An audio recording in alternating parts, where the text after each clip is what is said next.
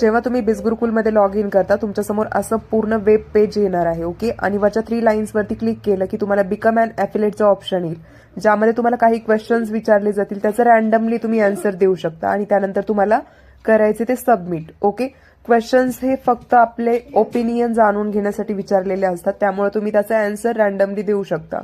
त्यानंतर what is your current profession, त्यामध्ये तुम्ही हाऊसवाईफ जर असाल तर टाकू शकता, फुल टाइम करणार की पार्ट टाइम. त्यानंतर तुम्ही नेक्स्ट वरती क्लिक केलं की तुम्हाला लँग्वेज सिलेक्ट करायची, न चुकता हिंदी लँग्वेज सिलेक्ट करा आणि सबमिट करा.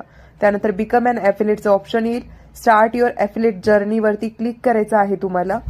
त्यानंतर व्यवस्थित बघून घ्या, कारण इथूनच तुमचा खरा टर्निंग पॉइंट असणार आहे. स्टार्ट युअर ॲफिलिएट जर्नी, त्यामध्ये तुम्हाला एक छोटासा फॉर्म येईल, तो फॉर्म तुम्हाला फिल करायचा आहे, एकदम व्यवस्थित फिल करायचा आहे, ज्यामध्ये डॉक्युमेंट्स तुम्ही अपलोड करत असताना अगोदर कोणा दुसऱ्याच्या मोबाईलमध्ये ते शेअर करा आणि नंतर स्वतःच्या मोबाईलमध्ये शेअर करून घ्या, तेव्हाच ते डॉक्युमेंट्स त्या ठिकाणी अपलोड होतात.